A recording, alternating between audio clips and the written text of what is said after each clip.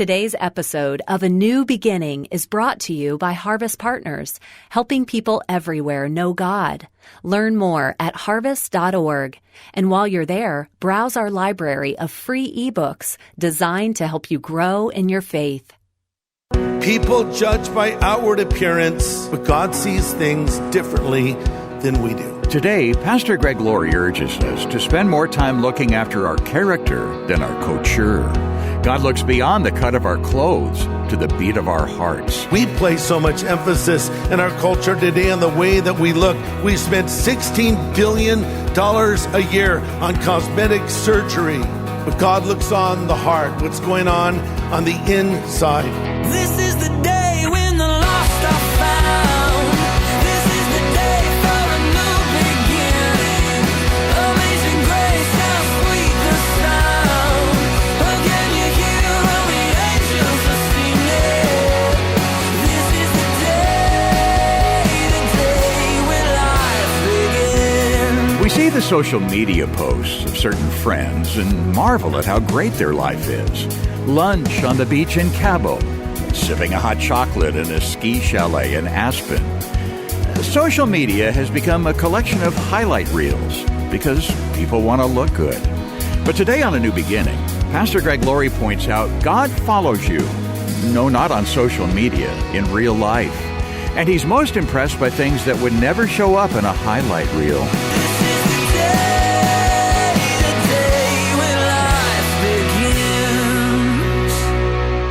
Years ago, when my son Christopher was a little boy, we had this tugboat. It was sort of a bath toy, and then we used it in the pool as well. It was this big tugboat that was basically unsinkable. I would take it to the bottom of the pool and try to hold it down, and it would always pop to the top. So this thing was around for a number of years. And then Christopher got older. And one day I said to him, Christopher, would you like to blow up the tugboat now? He's a boy, so of course his answer was yes. So we decided, how are we going to sink this tugboat? So I cut a little hole in the top and I dropped a cherry bomb in it. You know what a cherry bomb is? Okay. I don't know where I got it. I don't know if they're completely legal, but I somehow obtained a cherry bomb. We put it in the middle of the pool. We're very excited. I lit it. I dropped it. It went poof, and this plastic was so thick it hardly made any sound. And then the boat just slowly sunk to the bottom. I was kind of hoping for more of an explosion, something a little more exciting, but we effectively blew a hole in the hull. So basically, here's the takeaway truth of that. Number one, it's fun to blow stuff up, right? Okay. Number two, if you want to sink something, especially a boat, blow a hole in the hull, right? Okay, so that can happen in our lives spiritually as well. It's often gradual, not necessarily overnight. A little compromise here, a little lowering of the guard there, an allowance for sin somewhere else, and you effectively are blowing a hole in your hull. That's kind of a tongue twister, that one. We're starting this brand new series called The House of David. And when you think of David, obviously, two other names come to mind, David and Goliath and David and Bathsheba. And that sort of sums up his life. David was either sailing or sinking.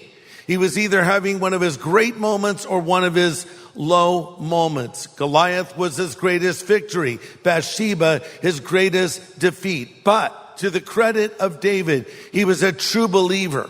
And even after he sinned, he always turned back to the Lord again. And that's what we should do as well. And you want to talk about ups and downs. This guy experienced it all. He rose from complete obscurity to having hit songs on the radio written about him.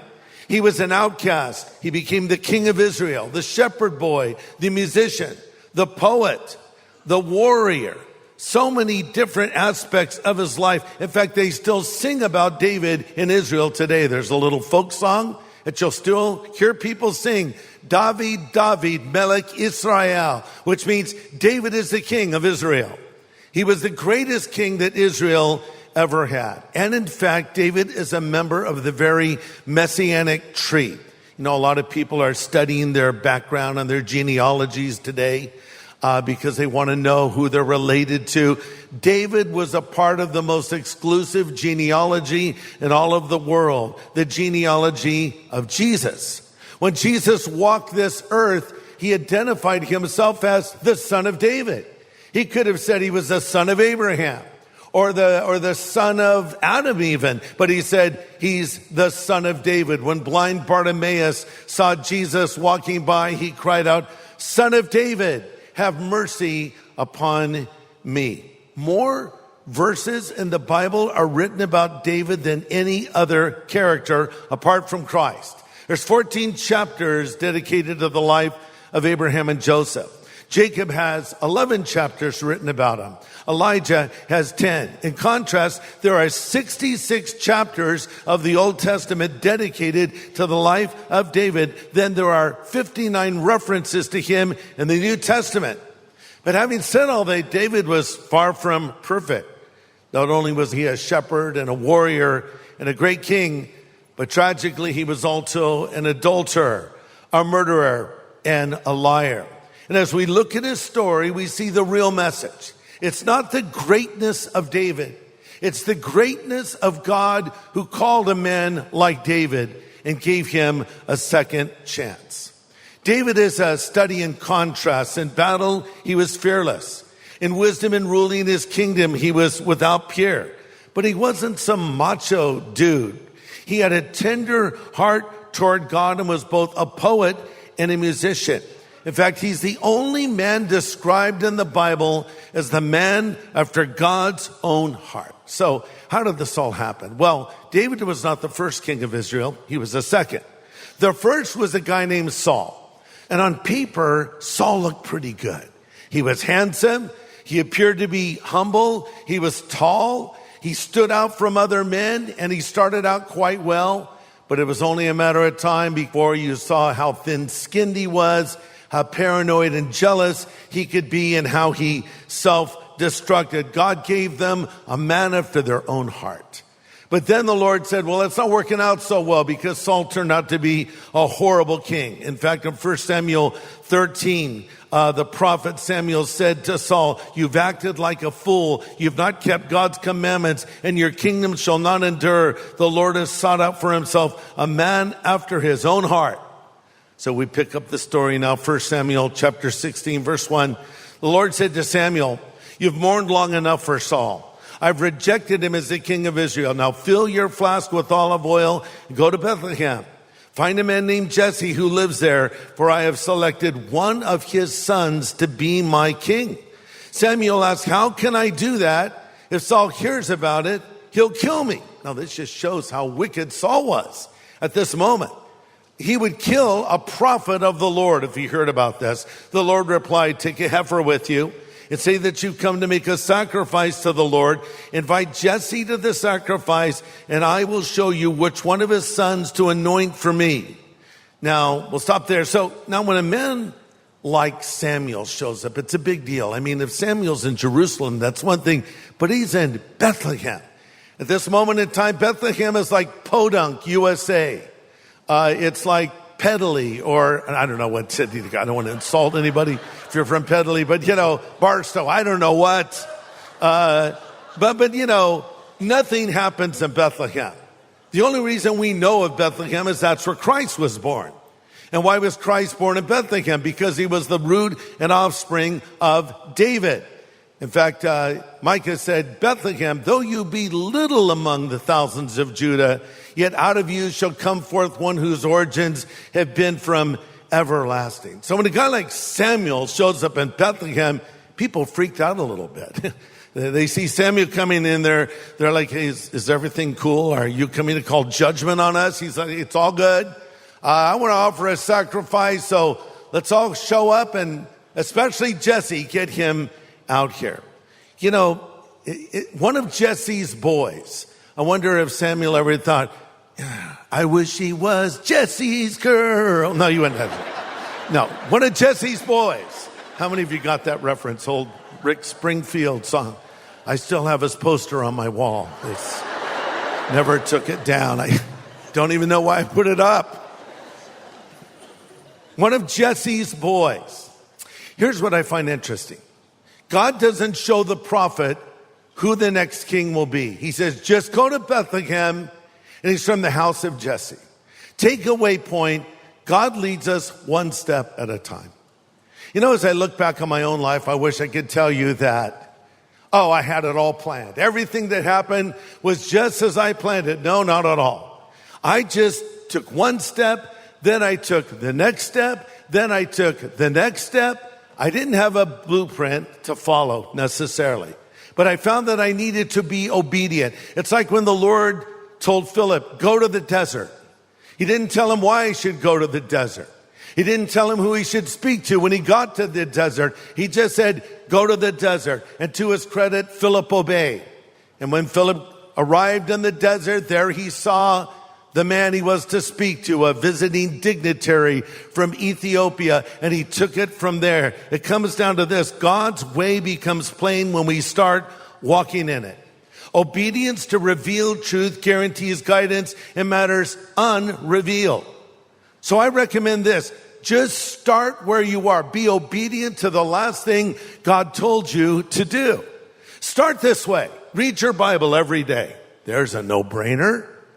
Just start with the Word of God. Here's another one. Have a prayer life. Call out to the Lord. Listen to the Lord. These are disciplines we all should maintain. So start with the obvious, and the Lord will show you what to do next. Pastor Greg Laurie will have the second half of his message in just a moment. It's encouraging to know that Pastor Greg's messages reach far and wide, even halfway across the world. So here's my story. I'd been claiming to be a Christian, but I was actually living for the world. All that changed after I was arrested and sent to jail. I'd hit rock bottom, thinking I'd lost everything. I live in Australia, and I was in a holding cell, cuffed and being transferred to a van to appear before a judge. I heard a voice in my head saying, "You're here because you haven't surrendered." I knew it was the voice of God. As I stepped into the van, I prayed, "Lord, if you get me through this, I promise I'll serve you." In jail, I spoke to a chaplain and I asked for advice on what to read in the Bible, and he told me to read the book of John. So I read John twice, while also reading Matthew, Mark and Luke. Anyway, after serving my time, I was recently released on parole, and that next Sunday I went to church and surrendered my life to Jesus. All glory to God. I then looked for a genuine Christian radio station, and I found one in Springwood, Australia. Since then, it's the only radio station I listen to every morning on my way to work. And I love Pastor Greg Laurie's preaching. That fuels me up. And so do the worship songs. Thank you. What a great story of how God's Word has touched this man's life. Do you have a story to tell? If so, would you call us and share your story? Call 866-871-1144. That's 866-871-1144. Well, we're learning some important principles from this introductory study on the life of David. Pastor Greg continues now. So here comes Samuel, and he wants to see the sons of Jesse. Jesse proudly parades his 7 sons before the visiting prophet. These were healthy, strong, strapping boys, especially Eliab, who stood out among the others. They were the magnificent 7, but none of them were the ones that the Lord had chosen. 1 Samuel 16, verse 7. Read with me. When they arrived, Samuel took one look at Eliab and thought, surely this is the Lord's anointed. But the Lord said to Samuel, don't judge by his appearance or height. I have rejected him. The Lord doesn't make decisions the way that you do.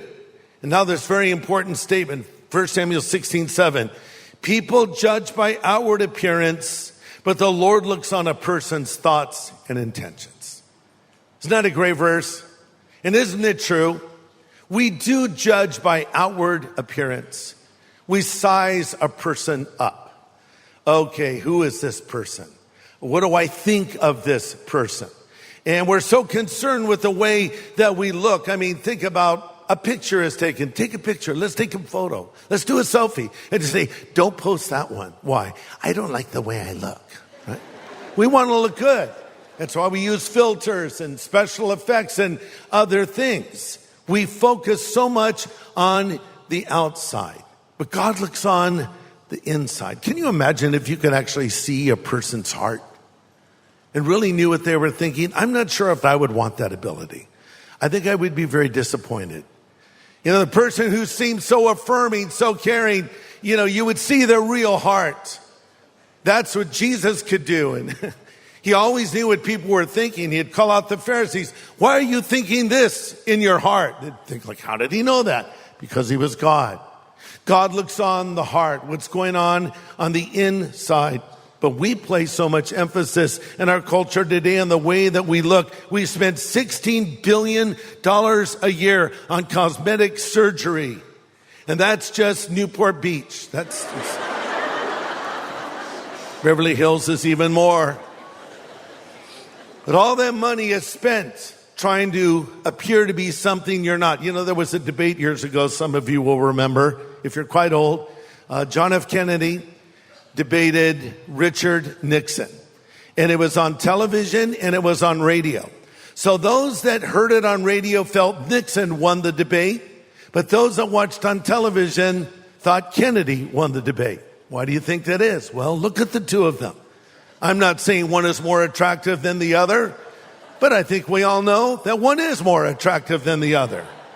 We make decisions based on the attractiveness of our person. We're hardwired that way. You know, studies have shown that babies as young as 1 day are drawn to a more attractive face. A little baby is drawn to the more attractive face. So you're going to find out how attractive you are by looking at a baby. I love babies. You know, babies, there's no subtlety.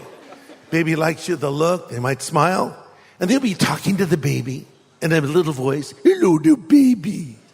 Hi, baby. Baby's like, and the baby will look at you and just go, turn away. It's like, I'm done with you. I can't get out of this high chair, so I have to look that way, but please go away now. I don't like your face anymore. The baby's judging me. Yes, he is. It's not fair. Doesn't matter. They like more attractive faces. So if the babies never look at you, you're unattractive. Just accept it. It's okay though. Because God doesn't look on the outward. God looks on the inward, doesn't he? And so here is all the sons of Jesse. Samuel sees Eliab. So he even stood out among his brothers. He was a little taller. He said, surely this is the Lord's anointed. And it wasn't. Maybe some of you guys have seen a girl and said, surely she is the Lord's anointed. Or the girl has thought the same. This is the one. You know, before I was married, I always thought I was finding that right girl. This is the girl. That's the girl. Maybe this is the girl. And here's the thing. When you are single and you're looking for that person, look for a godly person. Oh yeah, you want him to be attractive. I married a very attractive girl. I'm not going to lie about that. But I'm looking for someone that's not just attractive on the outside, but also attractive on the inside. So 7 sons are paraded before Samuel. Lord says, no, no, no, no, no, no, 7 times no. What happened next? 1 Samuel 16, verse 11. Then Samuel asked, are these all the sons you have? Jesse replies, well, there's still the youngest, but he's out in the field watching the sheep. Samuel said, send for him at once. We're not going to sit down to eat until he arrives. So he sent for him and brought him in. He was glowing with health and had a fine appearance and handsome features. The Lord said, rise and anoint him. This is the one. So David stood there among his brothers. Samuel took the olive oil he had brought and poured it on David's head, and the Spirit of the Lord came mightily upon him from that day on, and Samuel returned to Ramah. I'll stop there. Don't you love that? Do you have any other sons? Yeah, there's one other. He's out in the field. He's kind of weird. He's a musician. He plays his guitar, writes these songs to God, watches a bunch of smelly sheep. I don't even want to acknowledge him. Seems like there was a little embarrassment there. In fact, this phrase in verse 11, there remains the youngest, does not mean that David was younger than the others. It means he was the least in the estimation of his father. It means his father thought less of David than he did of the other sons. You know, it's a sad thing when a parent favors one child over another, isn't it? And it happens all the time. We call it favoritism. Probably in any family, you could say, who was mom's favorite? Who was dad's favorite? They'll probably know. My grandchildren have asked me, Papa, who's your favorite grandchild? How do you answer that? In fact, 2 of them have hijacked my phone and removed their name and replaced it with favorite grandchild. The problem, 2 of them have done it, so now I get a text from favorite grandchild, and I don't know what favorite grandchild it is. But we always want to be seen as the favorite, and maybe you were the one that was not the favored child. Maybe you have always been the last one picked for the team. I remember this very clearly from my childhood. When they would be putting baseball teams together, I was always the last one picked. Everyone would be picked, and I'd be standing there, hey. They'd say, do you want Laurie? I don't want Laurie. We had Laurie last time. I'll take the 3-legged dog. Come on, no. Okay, Laurie, you can play first base. I can play first base? No, you will be first base. They're going to slide into you and hit you with their cleats as we come in, right? So maybe you were the first one picked. Maybe you were the good-looking one. Maybe you were the one that was favored, but maybe you weren't. Maybe your parents disappointed you. Maybe your parents walked out on you. They divorced when you were very young, and it affected you throughout your life. Of course, I grew up without a mom or a dad. I mean, my mother was there, but she was so distant in many ways. I was the parent in the relationship because of how irresponsible she was, because of her drinking, and I never had a father.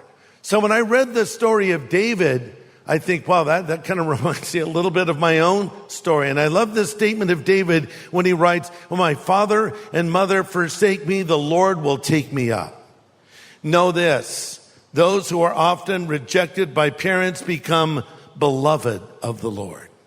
Even if you didn't have a hands-on earthly father, I want you to know you have a very hands-on heavenly Father who loves you and favors you. So put yourself in David's shoes for a moment. It's a day like any other day. He's tending the sheep. And he did a good job. He was a great shepherd. Any predator comes in, he took care of them in short order. And when nothing was going on, he'd start singing to the Lord, write a song or two. We also call them psalms. And all of a sudden, someone comes running to him. David, they want you back in the house. David comes running in, bounding into that room, smelling like the sheep he had been keeping company with. God says to the prophet, that's my boy. Anoint him. And they pour the oil on David. And so David was God's choice because God sees things differently than we do.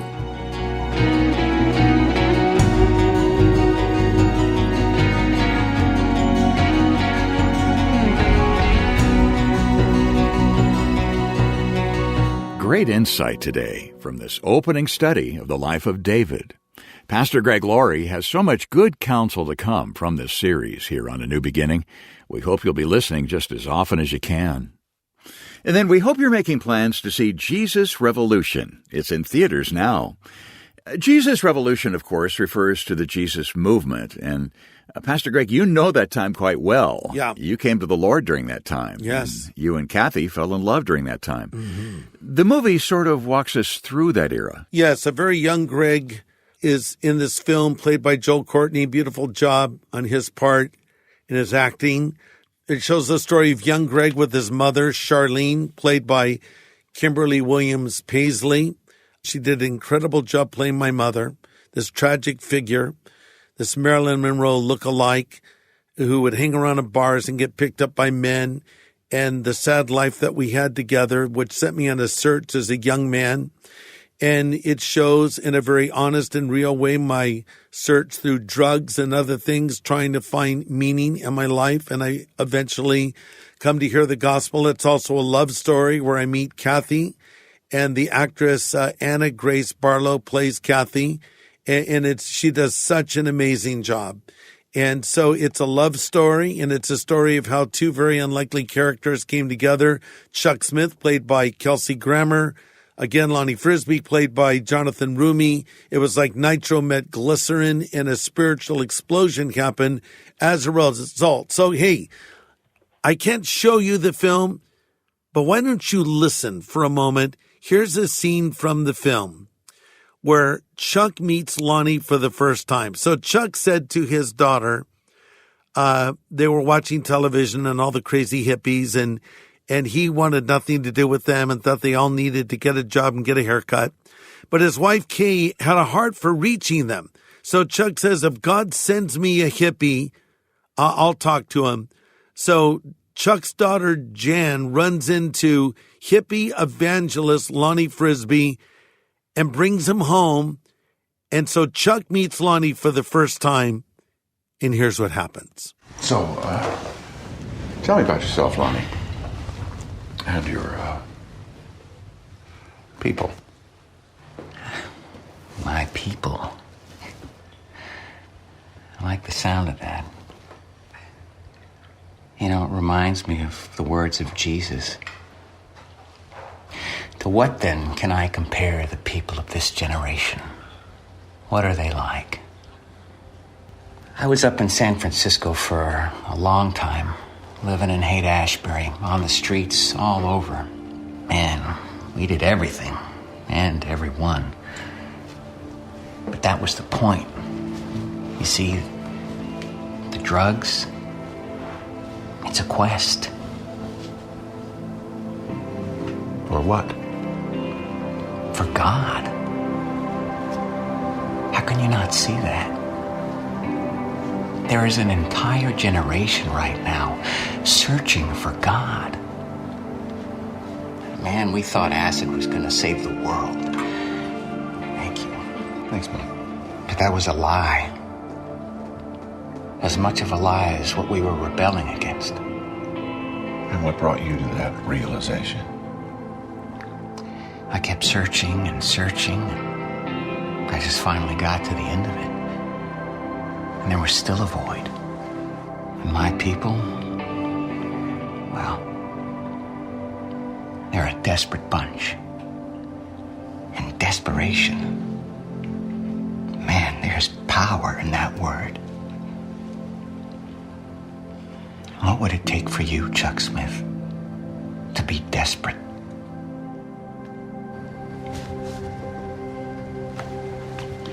Jeanette tells me you're a pastor. Yes. Currently.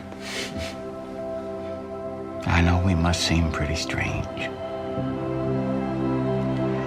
But if you look a little deeper, if you look with love, you'll see a bunch of kids that are searching for all the right things, just in all the wrong places.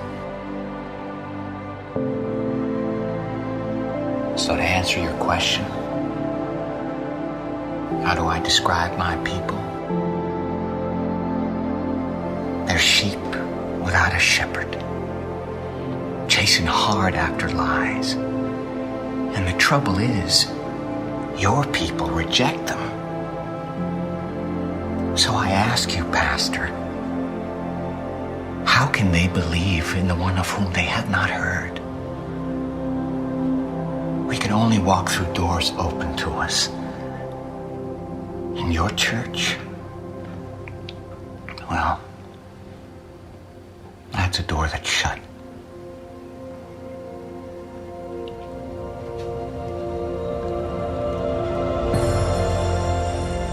Well, that's a scene from Jesus Revolution. Chuck Smith, played by actor Kelsey Grammer, and Lonnie Frisbee, played by actor Jonathan Rumi. It's a movie you don't want to miss. Jesus Revolution is in theaters now. Make plans to bring someone with you to see this film. And thanks so much for partnering with us as we share the gospel in this innovative way. You partner with us as you support the film at your local theater. And you partner with us when you send a donation to support sharing the gospel. In fact, to thank you for your generosity right now, we want to send you the book that tells the story in more depth. It's also called Jesus Revolution. We'll send you the book to thank you for your investment, so get in touch today.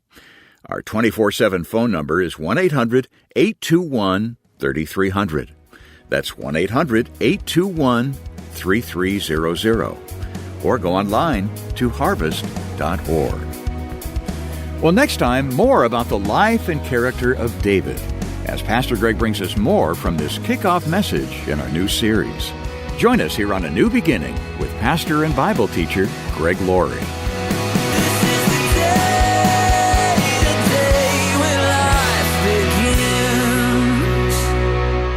Hey everybody, thanks for listening to this podcast. To learn more about Harvest Ministries, follow this show and consider supporting it. Just go to harvest.org.